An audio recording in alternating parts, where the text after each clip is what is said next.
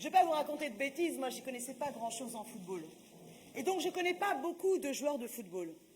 Mais en fait, il y en avait un que je connaissais, c'était Vikash Dorasso. Parce que s'il y a un joueur de football qui s'est toujours engagé contre le racisme, contre les LGBT-phobies, vous imaginez contre les LGBT-phobies quand vous êtes un joueur de foot au PSG. Ben moi je dis chapeau. Un joueur de foot.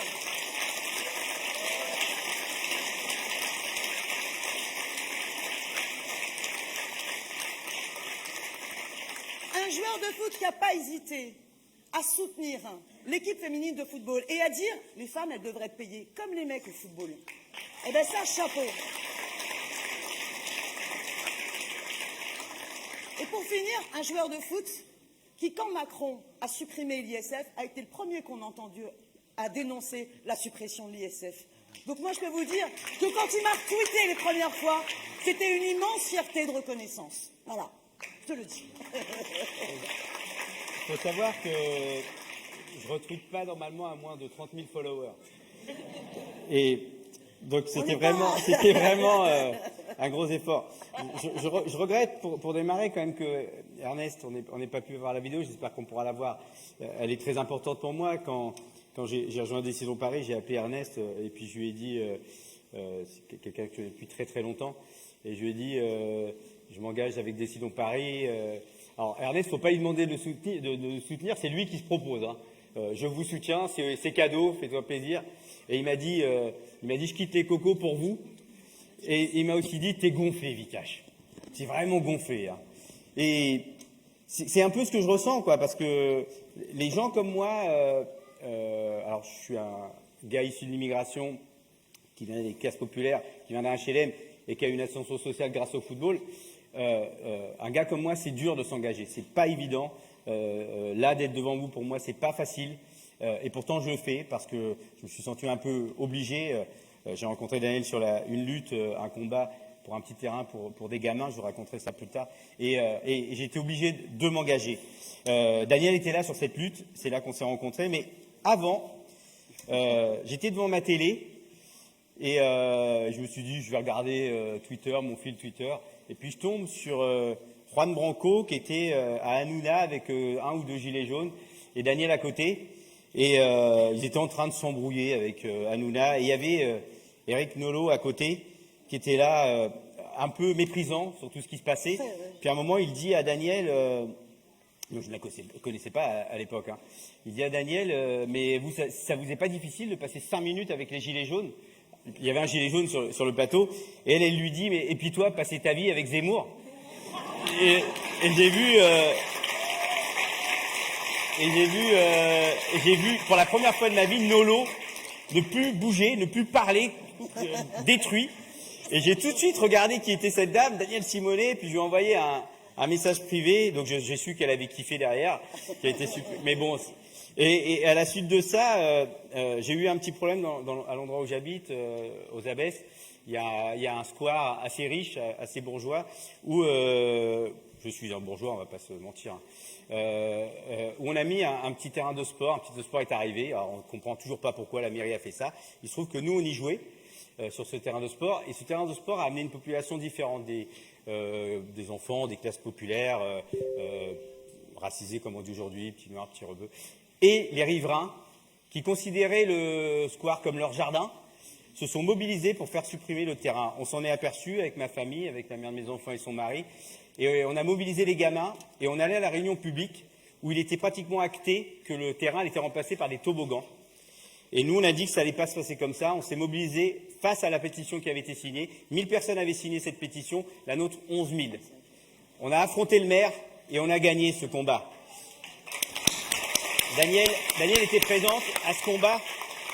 Il s'est joué beaucoup de choses à ce moment-là que je combats, c'est-à-dire que des gens privatisaient l'espace public et devenaient carrément des physios et allaient décider de qui pouvait utiliser ce petit jardin, ce petit square. Il n'y a pas de sous-citoyen à Paris. Tout le monde a le droit d'utiliser un parc, il n'appartient à personne. Personne n'a ses habitudes dans ce parc. J'ai le droit de venir dans ce parc. Et c'est très important pour moi, l'espace public, l'argent public. Et que fait le politique face à ça? Le politique, je peux vous le nommer, hein. C'est un mec PS, majorité, enfin, au pouvoir aujourd'hui, qui, pour moi, ces gens-là ont des connexions, alors que nous, on a des convictions. Et ça, c'est très important pour moi. On est allé à ce moment-là devant le maire et j'avais pas décidé encore de m'engager.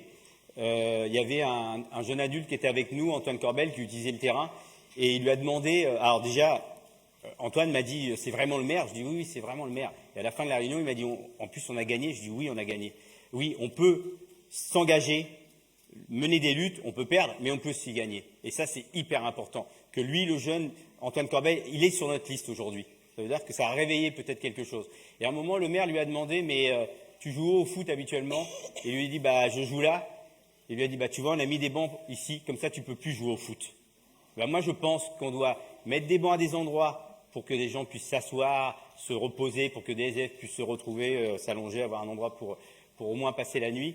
Et il y a des endroits où il faut enlever les bancs pour que les gamins puissent jouer au football. Et c'est à partir de ce moment-là que je me suis dit, je devais affronter ce maire, je devais prendre sa place. Et je vais prendre sa place.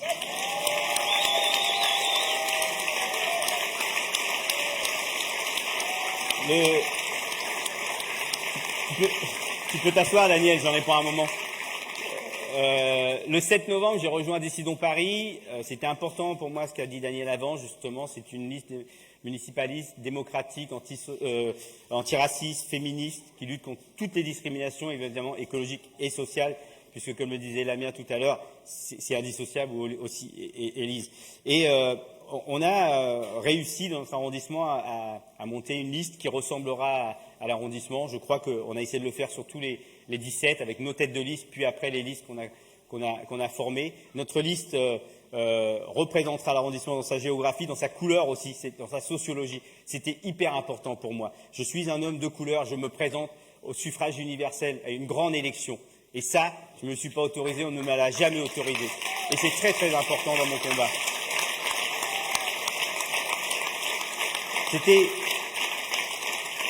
C'était important parce que j'ai le sentiment, jusqu'à présent, alors moi je représente la communauté des Indiens ou des footballeurs peut-être, mais je ne me suis jamais senti représenté, pourtant j'ai voté. Aujourd'hui j'ai envie de voter pour des gens en qui je peux me reconnaître. Et qu'eux aussi, les gamins qui sont dans l'arrondissement, dans le 18e par exemple, ils peuvent se reconnaître en nous. C'est hyper important. Notre liste aussi s'adresse beaucoup à la jeunesse. J'étais là tout de suite, là, juste avant, dans un débat où on a parlé de la jeunesse, évidemment sans les jeunes, comme d'habitude. Le plus jeune était vieux, hein, pour vous dire. Et je leur ai dit, mais en fait, qu'est-ce que vous voulez pour la jeunesse? Vous ne savez pas, je ne sais pas, il faut les écouter. Moi, ma fille, par exemple, ma grande fille, qui aura 18 ans, elle veut juste des espaces pour elle, pour s'asseoir avec ses copains, pour être peinard, pour écouter de la musique, boire un jus d'orange. Peut-être pas sur le jus d'orange, mais bon. Mon autre fille, elle a envie, elle fait de la danse, elle aurait envie d'avoir des salles de répétition. C'est difficile dans l'arrondissement, ça coûte trop cher, c'est pas accessible, c'est souvent pas disponible. Demain, on fera un concert dans le 18e arrondissement avec deux rappeurs du quartier qui se sont rarement produits dans le quartier parce que, évidemment, on ne les invite pas. Ce sera la Voir Moderne, une salle en danger, hein, qu'on va soutenir demain en y allant. Et je demandais à Junior Bendo, Junior Bendo, c'est 160 000 followers. C'est une star chez les jeunes. Ma fille, elle est folle de le voir demain. Il n'a jamais joué au Lavoir Moderne. Il n'est jamais rentré dans le Lavoir Moderne. Je lui ai demandé, mais c'est quoi ton problème? Il m'a dit, les contrôles de police, pour commencer. Voilà, on se fait contrôler tout le temps. Ma fille récemment s'est fait contrôler. Le mari de la mère de mes enfants s'est fait contrôler. C'est dangereux dans les quartiers quand on est un jeune noir à la Goutte d'Or ou à Barbès. Les parents nous disent qu'on n'est pas sûr de revoir nos enfants le soir parfois. Hein. C'est très très grave. Et dans le programme, il y a un truc très important, nous sommes contre la police municipale. Alors évidemment, contre la police municipale armée. Et nous avons aussi un truc important, me semble-t-il, c'est le récépissé lors des contrôles. Voilà, on doit savoir qui t'a contrôlé et qui tu as contrôlé. Parce qu'aujourd'hui, la police, c'est quand même freestyle. Hein. Ils arrivent, c'est les cow-boys.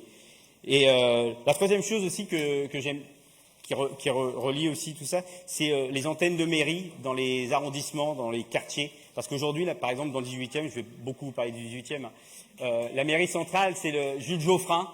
Mais quand on habite à la Chapelle, quand on habite à Guimauquet, quand on habite à la Goutte d'Or, on est loin de la mairie.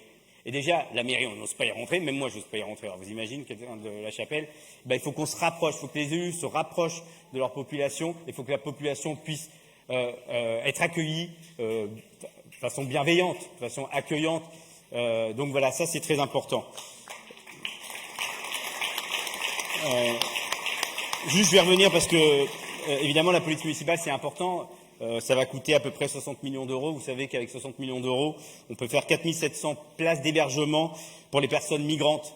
Vous voyez ce qu'on peut faire avec de l'argent, avec les JO, on en parlera tout à l'heure. Juste la candidature, c'est 20 ou 25 millions d'euros. Vous ne voyez pas ce qu'on pourrait faire.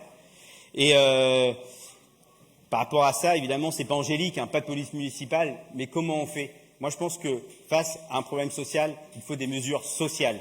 Ça, c'est très important. Et je prends souvent l'exemple de la maire de Chicago, Lori Lightfoot, qui une femme lesbienne noire, et cumule, elle n'a pas fait semblant.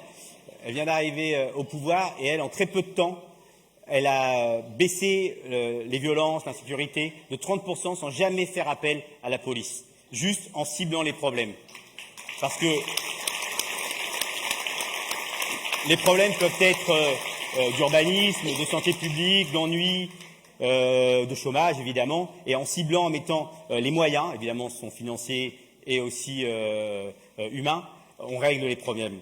Voilà, je vais donner la parole à Daniel, qui va nous parler aussi des moineaux, de ces beaux moineaux, parce qu'évidemment, le lien social qu'on a pété, il va aussi avec le vivant dont parlait Lamia tout à l'heure. Il y a plus d'animaux dans Paris, plus d'oiseaux et plus de moineaux. C'est trop triste. Ben ouais, c'est trop triste. Ça marche? Ça marche? Merci, Vikash. Je ne sais pas, vous, comment vous avez appris la nouvelle de la disparition de 70% des moineaux? D'abord, est-ce que vous étiez tous au courant? Moi, je ne sais pas vous, mais moi, je l'ai appris en fait dans le journal. Un jour, j'ouvre le journal et je découvre un article qui dit 70% des moineaux ont disparu à Paris. Alors, ma première réaction, ça a été la culpabilité. Je dis, mais merde, je fais plein de combats, je fais plein de luttes, et puis celle-là, je ne m'en suis pas préoccupée. Je n'avais pas réalisé, je n'avais pas pris conscience. Et puis après, en fait, c'est une tristesse de se dire, mais c'est fou, quoi. C'est à cause de nous, et on s'en rend même pas compte, et on ne sait pas quoi faire. Il y a une cause humaine, en fait, à la disparition des 70% des moineaux. C'est qu'en fait, on a réhabilité les quartiers populaires, c'est une bonne chose. Vous aviez des bâtiments, bon, c'était des marchands de sommeil complètement insalubres. Mais après, on a construit des bâtiments souvent façades, vitres, aluminium, et on ne s'est pas posé la question de où ces moineaux allaient trouver les endroits un peu cabossés pour faire leur nid. Et puis surtout, comme l'expliquait très bien Jean-Marc, on a bétonné la moindre friche. Parce que c'était hyper intéressant pour les spéculateurs de pouvoir mettre du béton partout et de rentabiliser le moindre mètre carré. Et quand il n'y avait plus de friches, il n'y a plus d'insectes, il n'y a plus rien à manger pour les moineaux. Puis alors on a aussi bousillé les buissons, donc vous n'avez plus d'endroit pour se planquer.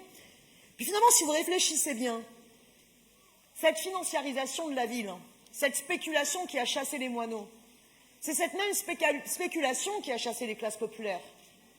Il faut savoir qu'il y avait 35% d'ouvriers et employés à Paris en 2001.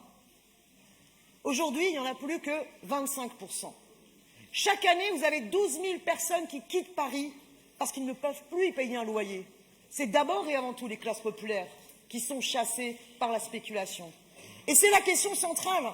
Pour nous, la question sociale et la question écologique, c'est les deux faces d'une même pièce. Il faut repenser la ville dans un autre rapport au vivant et le faire en prenant en compte questions sociales et questions écologiques. Alors, comment est-ce qu'on peut à la fois répondre à l'enjeu du logement social et à la préservation de la pleine terre, voire même à l'extension de la pleine terre? En fait, il y a trois types de réponses. La réponse d'Anne Hidalgo, c'est la réponse de la bétonneuse. La moindre friche, on y va, on construit, on bétonne. La réponse finalement de Buzyn, Villani, mais enfin Dati c'est pareil, c'est les mêmes réponses.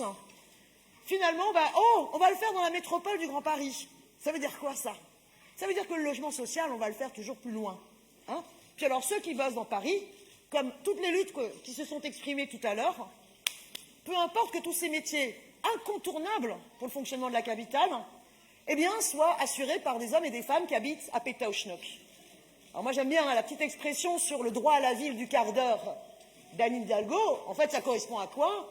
Aux galériens banlieusards des 2 heures. Donc, il faut absolument repenser cela. Eh bien, nous, on pense qu'il y a une solution qui n'est pas compliquée pour faire en sorte que l'enjeu du logement social et l'enjeu de préserver les espaces verts et même d'augmenter les espaces verts, eh bien, qu'on puisse concilier. On a la proposition de mettre en place un référendum pour récupérer 3 compétences en matière de logement au niveau communal. Et c'est pour nous super important. La première compétence essentielle, c'est sur l'application de la loi de réquisition. Ça n'est pas normal qu'à Paris, il y ait 110 000 logements vides, alors que tant d'hommes et femmes subissent la crise du logement. Sauf que cette compétence en matière de réquisition de logements vides, ça fait 3 mandatures qui nous disent « Ah ben c'est pas nous, c'est l'État ». En même temps, ça c'est à titre ritournel. C'est pas nous, c'est l'État. C'est vrai que c'est le préfet qui applique la réquisition des logements vides.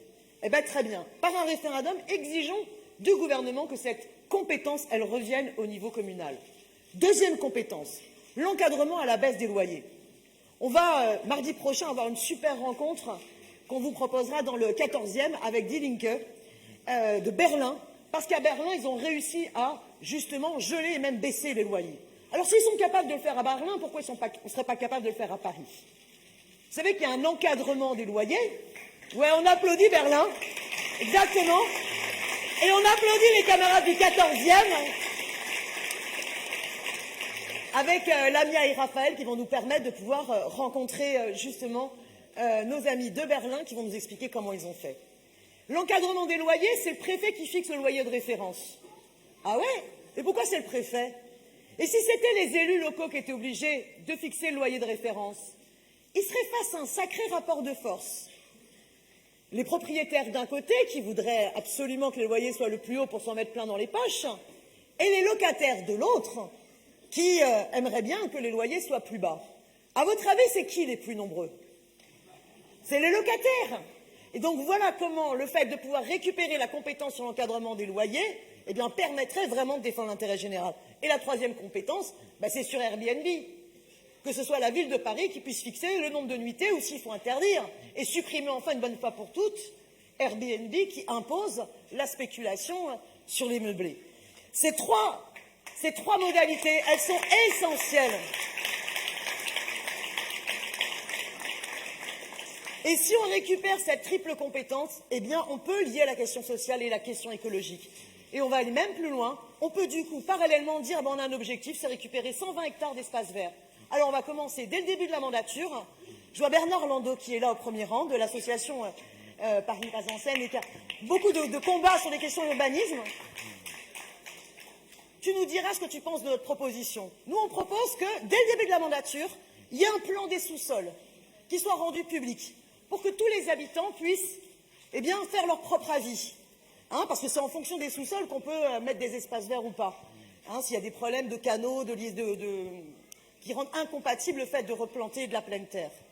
Mais si on fait des vrais ateliers urbanisme avec les habitants et qu'on leur dit voilà où on peut replanter, on crée les conditions d'une implication citoyenne pour justement augmenter ces espaces verts.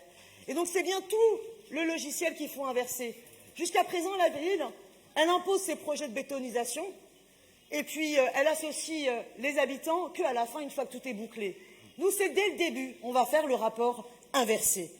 Et on va le faire, ce rapport inversé, à la fois pour reconquérir la pleine terre, et puis lorsqu'on va réquisitionner, lorsqu'on va faire les travaux de réhabilitation des immeubles, on va aussi sortir de la logique du tout béton.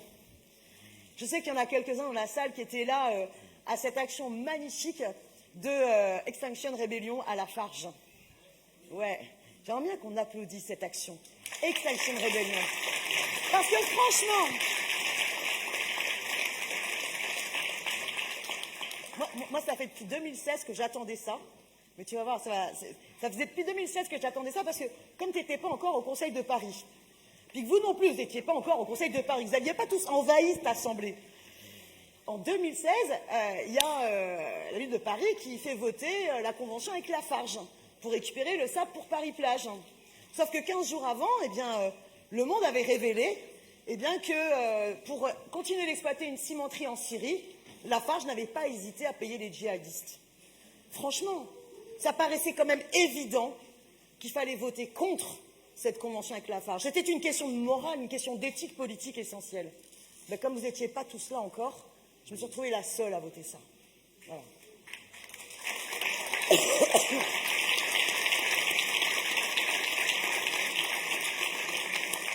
Et ces industries du béton, non seulement c'est les pires à pactiser avec Daesh, comme ils collaboraient pendant la Seconde Guerre mondiale, il ne faut pas rêver, hein.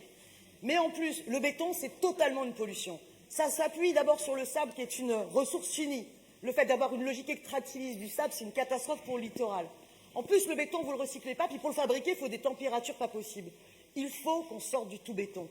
Et je vous invite à regarder justement les vidéos d'Extinction Rebellion qui montrent justement à quel point il pollue la Seine. Et là, vous comprenez le fil, comme le disait l'ami Axel Madali, parce qu'il pollue la Seine, hop, elle va au Havre, tu connais, hein. Et après, on sait exactement toute la continuité qui est polluée.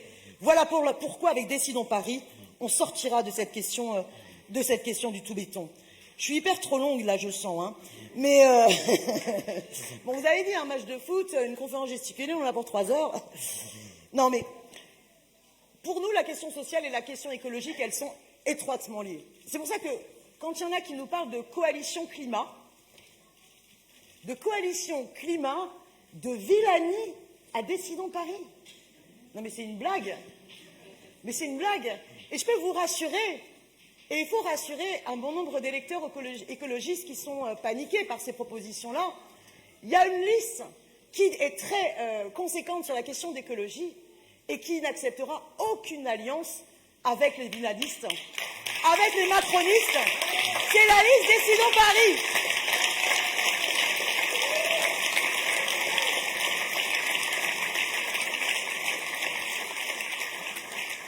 Et pour nous, plutôt qu'une coalition climat, eh bien, on préfère une coalition citoyenne. Dernière petite parenthèse sur une lutte hyper importante pour moi, qui est une lutte sur la question de la santé environnementale. Les amis du 5e en ont parlé dernièrement. Vous savez qu'après cet incendie de Notre-Dame, il y a eu la grande flèche qui a fondu et il y a eu une contamination au plomb énorme. Avec le vent, les poussières de plomb se sont répandues non seulement autour des crèches, des écoles, mais même au-delà de Paris. Et hélas, rien n'a été fait. À ce moment-là, il y a des scientifiques qui ont alerté. Nous, on est en contact avec notamment Annie Thibomoni, chercheuse au CNRS. On est en contact aussi avec un collectif de syndicalistes et d'associatifs, l'association PESRA, et qui ont alerté, qui ont dit attention, il y a une mesure importante à prendre. Pour lutter contre la contamination au plomb, il faut absolument décontaminer Notre-Dame, la mettre sous cloche. Et vraiment, c'est extrêmement important de mettre en place ce confinement et faire un suivi de toutes les personnes qui ont pu être contaminées. Rien n'a été fait. Le gouvernement, que ce soit le ministre de la Culture, que ce soit à l'époque la ministre de la Santé, Madame Buzyn, à travers l'Agence régionale de santé, se sont dit ça va effrayer le touriste. Et ils ont privilégié le touriste à la santé environnementale. Et les conséquences, elles sont terribles. On a déjà 3 égoutiers qui sont contaminés très fortement au plomb. Voilà. Et on a aussi des enfants qui ont donc d'ores et déjà stocké beaucoup de plomb dans leurs eaux. Il va rester plus de 10 ans, 20 ans, et il se transmettra dans le placenta pour les jeunes filles qui deviendront jeunes mamans. Eh bien, avec Décidons Paris, le fait qu'on s'appuie d'abord et avant tout sur les collectifs citoyens, sur les expertises citoyennes, eh bien, ce genre d'hypocrisie qui privilégie le tourisme contre la santé environnementale s'arrêteront. Et pour nous, cette question démocratique, elle est vraiment à mettre au cœur.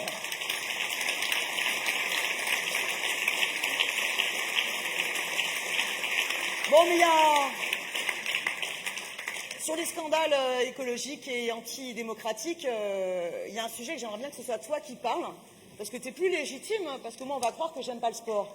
C'est la question des Jeux Olympiques. Les Jeux Olympiques. Alors, les projets inutiles, il y en a plein d'autres. Hein. J'en ai répertorié quelques-uns. Je veux dire, depuis que je mets le nez dedans, c'est un sketch. Les JO, en plus, moi, je les ai faits, carrément. C'était les premiers... Ah ouais, on peut applaudir après. J'ai perdu en quart de finale, c'était à Atlanta. C'était les premiers JO qu'on appelait les JO Coca-Cola. pour vous dire ce que ça représente, les JO, quoi. Et on n'était même pas hébergé à Atlanta, on jouait à Miami, Orlando, pour vous dire que c'était pas la fête du sport, quoi. C'est vraiment la fête des multinationales et la fête des sponsors. Les JO, donc on est contre les JO, on a compris. Et nous, évidemment, si on est au pouvoir, on proposera le référendum d'initiative citoyenne, on proposera aux citoyens de décider s'ils veulent ou pas les JO. Puisqu'on sera au pouvoir, c'est dans notre programme, a priori, ce sera non. Hein. Et, mais bon, on sera démocratique, non, c'est quand même important. C'est important dans le Décidons Paris. Ouais, pour plusieurs régions, on est contre les JO, parce que évidemment, on est sûr et certain que ce sera une catastrophe écologique et sociale. À un moment où il faut de l'écologie radicale, comme le dit Lamia, on va de nouveau pousser les gens à consommer, à voyager, à remplir les hôtels. Les entreprises de bâtiments vont bétonner à mort Paris et encore plus le 18e arrondissement, la Seine-Saint-Denis, qui n'en ont vraiment pas besoin. Ça sera évidemment une catastrophe sociale, puisque le dérèglement climatique va toucher les classes populaires. Ceux qui ont des climatiseurs et des résidences secondaires, ça va aller, hein. Mais dans le 18e, ceux qui n'en ont pas, ils vont bien morfler, hein, parce qu'il a quand même fait 43 degrés l'année dernière à Paris. Donc voilà pourquoi on est contre. Et puis aussi, un truc très important, on n'a pas demandé l'avis des Parisiens. Est-ce que vous avez envie... Ah non, faites pas les cons, hein. Ne me dites pas que... Non, est-ce que vous avez envie des JO... Alors, est-ce que vous étiez au courant qu'il y avait les JO à Paris? Quand même.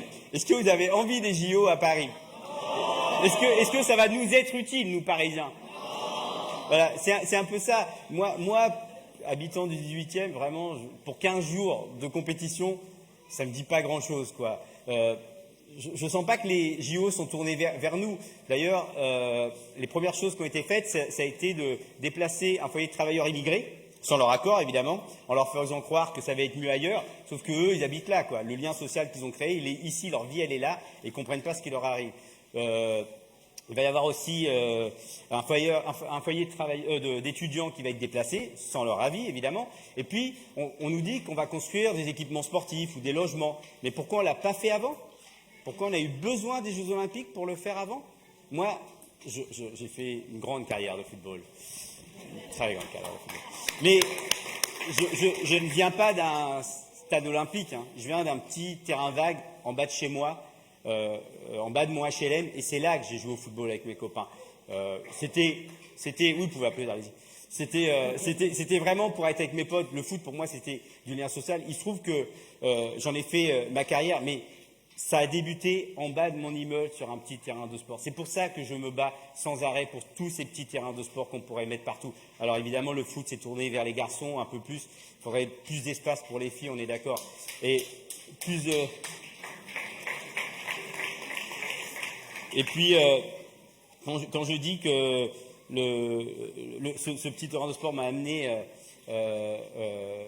à faire une grande carrière de football, c'est aussi parce que le sport, la culture, l'éducation, ça n'a pour moi qu'un seul but, c'est lutter contre les inégalités et la discrimination. Pour les plus aisés, pour les bien nés, ça ira. C'est pas difficile. Pour moi, qui viens des classes populaires, c'est plus difficile. D'un quartier, c'est plus difficile. Et comme le dit une dame que j'aime bien, mais que je ne citerai pas, Mbappé fait fondre le périphérique. Je trouve que c'est assez beau. Moi, j'espère, avec Décidons Paris, et notamment dans le 18e, faire fondre le boulevard Barbès et faire fondre le boulevard Ornano pour qu'enfin, tout ce quartier puisse vivre vraiment ensemble. Et ça, c'est super important.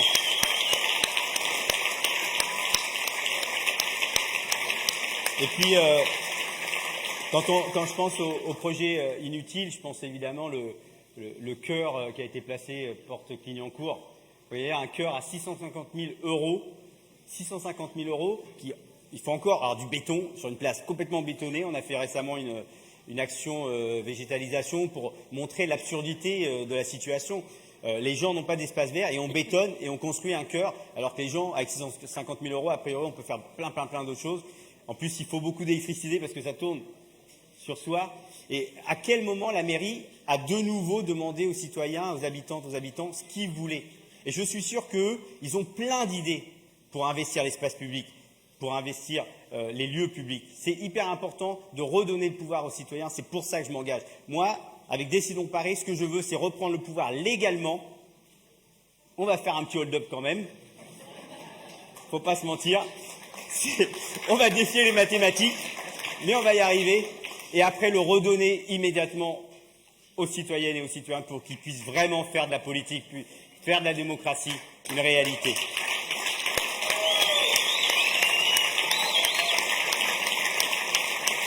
Et puis, Éric Coquerel tout à l'heure parlait des retraites. Alors évidemment, il y a le RIC face aux retraites, on pourrait aussi poser la question. Et puis face au RIC, face au 49.3, il y a le RIC, il passe le 49.3 là en ce moment. Ça c'est incroyable. Et Coluche disait, moi j'aimais bien ça, il disait il y a une loi au-dessus des lois, quoi, carrément. Quoi. Ils ont inventé une loi pour qu'il n'y ait pas de loi, quoi, en fait. Donc c'est des génies. Donc voilà, le RIC c'est important, la démocratie c'est important. On a coécrit, on a co-construit le programme ensemble, ça j'en suis très fier. Il y avait des groupes thématiques qui étaient là et qui ont travaillé ensemble. Et ça, je suis très fier. Je suis très fier d'être à Décidons Paris et d'être avec vous. C'est pas fini, hein. Après, Daniel, c'est à toi, hein.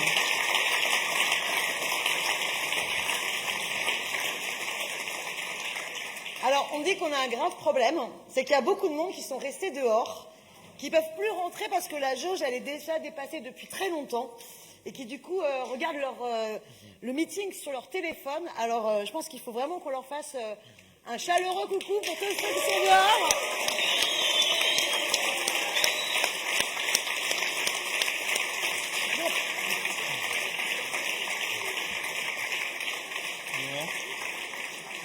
Moi, j'oserais bien leur conseiller un défoncez-moi cette porte, mais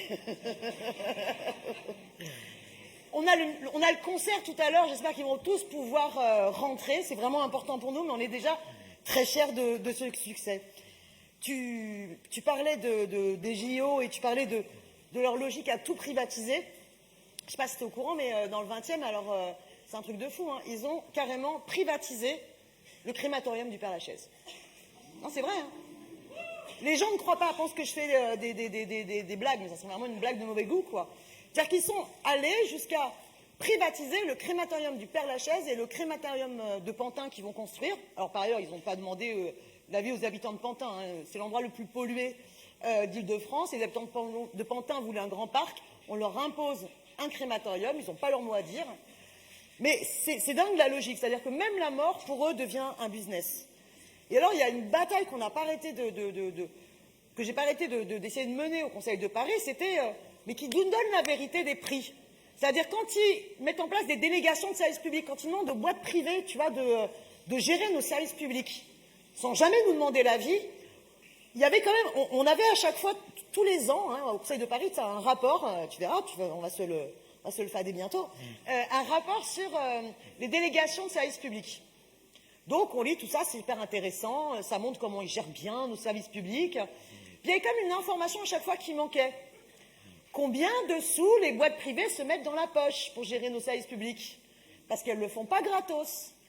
Alors, ils m'ont dit au Conseil de Paris, oh mais pas de problème, Madame Simonet, c'est public, il suffit que vous alliez à la bibliothèque du Conseil de Paris, et à ce moment-là, vous demandez les rapports de chaque entreprise de délégation de services publics, et vous verrez le compte de résultat, leurs bénéfices. Ok, super.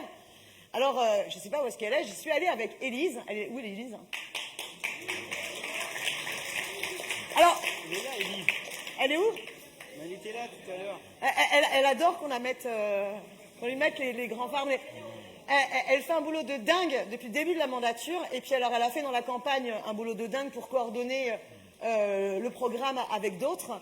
D'ailleurs, un grand salut à l'équipe, Anaïs, à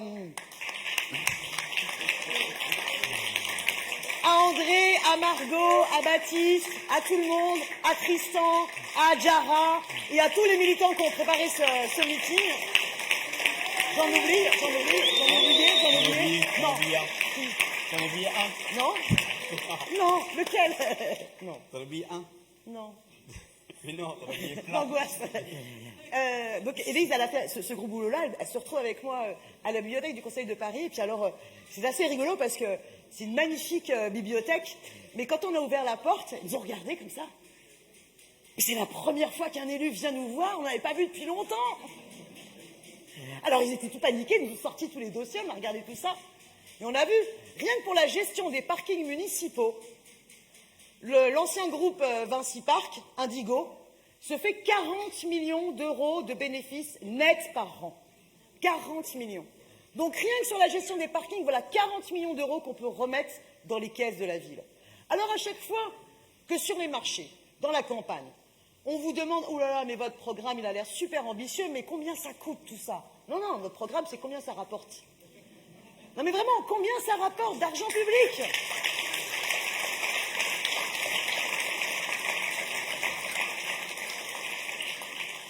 Et avec ça, on peut faire plein de choses.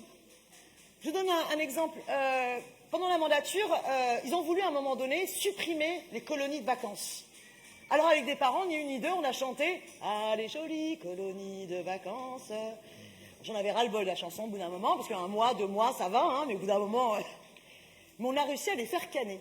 On a réussi à les faire canner, ça a coûté ils en étaient qu'à 3 millions d'euros. C'est-à-dire qu'ils avaient déjà, mais tu vois, hyper réduit les moyens et le nombre de gamins qui partaient en vacances. Et moi, je suis super fière que dans le programme Décidons Paris, on a décidé d'instaurer un droit universel aux vacances scolaires.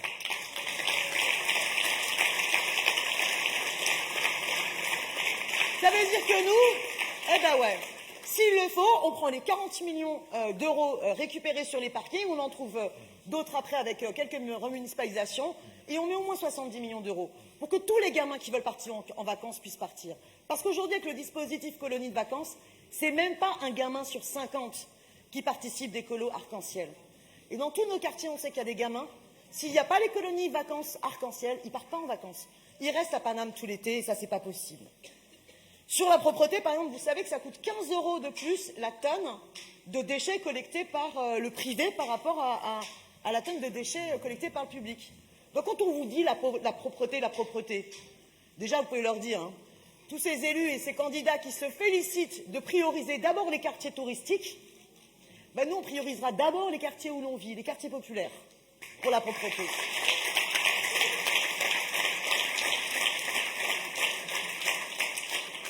Et en remunicipalisant la collecte des déchets, eh bien, grâce aux économies, eh bien, on pourra engager plus de fonctionnaires et faire en sorte qu'il y ait plus de gens qui nettoient nos rues pour la dignité de nos quartiers populaires. Mais moi, il y a une phrase que j'aime bien, que Vikash dit souvent. Tu dis souvent, et je t'ai entendu souvent la répéter sur les plateaux, qui était de dire, mais on n'est pas vos clients, et d'abord, on n'est pas que des clients, et on est d'abord et avant tout des citoyens, des citoyennes. Et si vous remarquez, la dernière mandature, quelque chose qui a été assez marquant, c'est à quel point la publicité a complètement envahi l'espace public. Et cette bataille contre le tout pub, c'est vraiment une bataille qui doit être la nôtre pour émanciper notre ville de cette logique consumériste. C'est aussi la bataille pour arrêter les terrasses chauffées, pour arrêter ce travail du dimanche imposé, pour arrêter ces zones touristiques internationales et se dire que non, la priorité pour nous, c'est pas de mettre de la pub partout, ça doit être au contraire de remettre de la culture partout, de l'émancipation partout.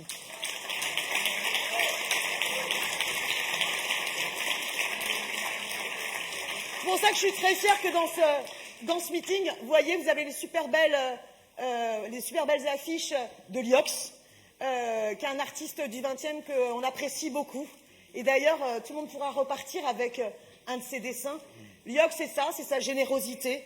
Et on me dit de faire un peu plus court, n'est-ce pas? Ce qui est important pour nous, c'est justement dans la politique culturelle, c'est pas de faire une politique culturelle d'enclosure de certains, pour certains, mais de faire en sorte qu'il y ait de la culture, il y a de la culture dans tous nos quartiers, tous nos quartiers populaires, mais qu'on lie véritablement la culture et l'éducation populaire. On fera d'ailleurs un conseil de la culture et de l'éducation populaire, pour que ce soit tous les travailleuses et travailleurs de la culture qui puissent décider des besoins et qui puissent évaluer la satisfaction de ces besoins. Et je suis ravie que tout à l'heure, la copine ait parlé justement de ce scandale, de cette soirée d'hier soir. Parce que la culture, elle ne peut pas être dissociée de nos droits humains fondamentaux. Et je pense qu'on a tous été choqués hier soir. Et je pense que pour les remercier, ce serait bien qu'on applaudisse dans ce meeting à la fois Adèle Haenel et Florence Foresti.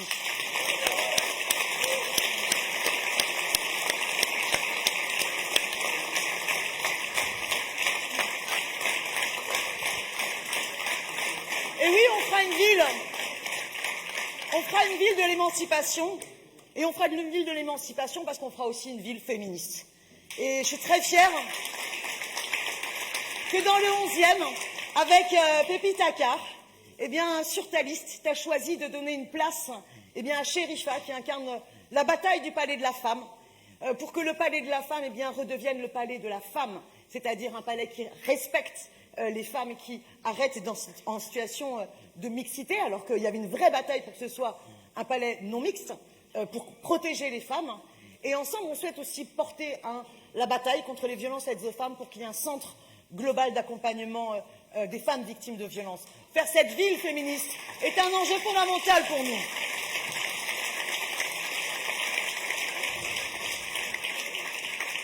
Ah, trop de choses à dire, hein, c'est dur. Hein. Moi, j'ai pas fini. Hein. Bah ouais. Hein. C'est mon premier meeting, j'ai le droit de kiffer, les amis. Juste par rapport à la prise de parole sur Adèle, il y a Issa Maïga aussi hein, qui a pris la parole et c'était incroyable. C'est une femme noire qui ne joue pas au cinéma parce qu'elle est une femme noire. Et c'est important ce qu'elle a dit hier. C'est très très important ce qu'elle a dit hier. Donc on peut l'applaudir elle aussi. Je crois que c'est le moment de conclure. Je voulais savoir si la vidéo d'Ernest elle est prête et si on peut la. Oui. Ah. Alors je préfère conclure après la vidéo d'Ernest. Tout à fait. La vidéo d'Ernest, Pignon-Ernest. Merci beaucoup à tous les deux. Non, j'ai pas fini, hein. Faut que je conclue. Après, oui. Non, j'ai pas fini. La vidéo y est conclue.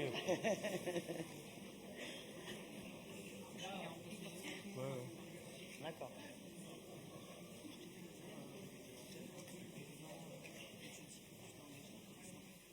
Salut Vikash. Attends, recommence. Salut. Salut Vikash. Attends, recommence. Salut Vikash, salut Décidons Paris. Je suis désolé, vous voyez, je suis à Avignon. J'ai pas pu être avec vous ce soir, mais je suis de tout cœur avec vous et pour la suite, les semaines qui vont arriver. Je suis devant Pasolini. J'ai choisi ça parce que le football a été très important dans la vie de Pasolini, comme pour Camus. Camus disait tout ce qu'il savait de la morale, il avait appris sur un terrain de foot. Voilà. Et au fond, quelqu'un me demandait tout à l'heure pourquoi je soutenais Vikash Dorasso. Parce que justement, ta carrière, Vikash, me fait penser à ça. Quoi. Que, très jeune, tu t'es trouvé dans ce milieu du foot avec toutes les dérives qu'il sous-entend, quoi. L'argent, la célébrité, la reconnaissance et tout ça. Et tu as su résister à tout ça en t'appuyant au fond sur ton histoire, en étant bien conscient de là où tu venais, et tu as résisté à toutes ces dérives. Voilà, tu as été tous les combats citoyens contre les racines, contre toutes les ségrégations, contre toutes les exclusions. Et je pense vraiment très important cette conscience aiguë que tu as de là où toujours présente, d'où tu viens, savoir de d'où l'on vient, c'est une garantie de savoir vers où on va. Voilà. Et tu es porteur de tout ça, de cette conscience sociale et citoyenne.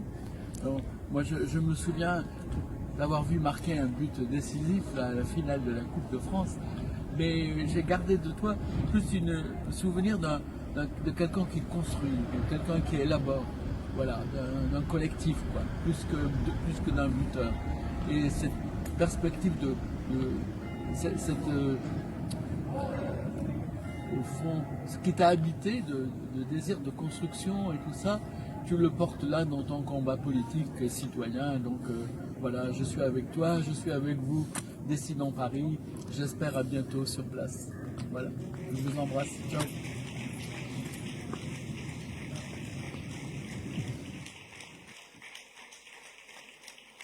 Vous avez compris pourquoi je voulais revoir quand même.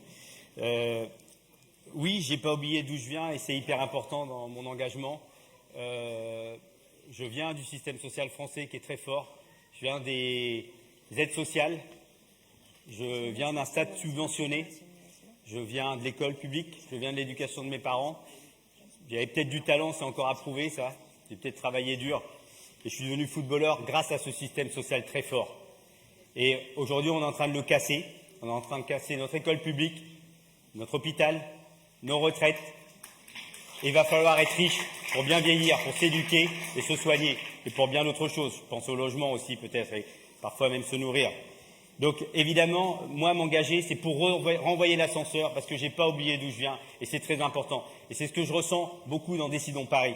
Évidemment, il parle aussi du football, il parle de la passe, il parle de Pasolini, qui disait beaucoup de choses poétiques sur le football. Et c'est ce que je ressens aussi dans Décidons Paris. On fait la passe, on joue ensemble, on fait ensemble, c'est le collectif, altruiste et solidaire.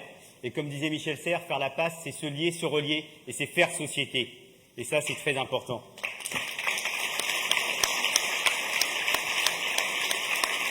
Et puis, j'ai quelques petites phrases pour finir. J'ai quelques entraîneurs que j'ai beaucoup aimés. Il y en avait un qui disait que tant qu'on n'a pas tout donné, on n'a rien donné. On est peut-être à ce moment-là. Et puis, j'ai un autre entraîneur. Alors, j'ai aussi une phrase qui m'accompagne depuis très longtemps. Ça, c'est depuis le City Stade. C'est une phrase de Toni Morrison, parce qu'évidemment, quand je vous parle de mon quartier, c'est qu'aussi, si je m'engage aujourd'hui, c'est parce que si je ne le fais pas, je suis un salaud. Et Toni Morrison dit que quand on a le sentiment de s'être libéré, on doit aller libérer quelqu'un d'autre. Je suis dans ce moment de ma vie, et c'est très important que je le fasse avec Décidons Paris. Et j'avais un autre entraîneur qui était d'origine portugaise et qui disait, avant les grands matchs, il disait à la fin de sa causerie, alors la causerie était très courte, hein, et il disait il faut faire le maximum. Et puis, quand il y avait les très très grands matchs, donc en Champions League, il disait il faut faire le maximum du maximum. Et c'est maintenant. Alors on va donner le maximum. On a 15 jours pour tout donner. 15 jours avant le premier tour et ensuite le deuxième tour. On est dans un contexte particulier. Vous avez vu, ils veulent imposer le 49-3 et je sais qu'en ce moment même, certains veulent s'organiser. Et nous, on est la seule liste. La seule liste qui s'est battue depuis le premier jour contre cette réforme des retraites à points. On est la liste qui est de tous les combats. Et quelque part, face à leur 49-3, eh bien nous, on est la seule liste qui, au contraire, défend le pouvoir citoyen à travers le RIC. C'est aussi cette raison qu'on doit marteler jusqu'au dernier jour. J'appelle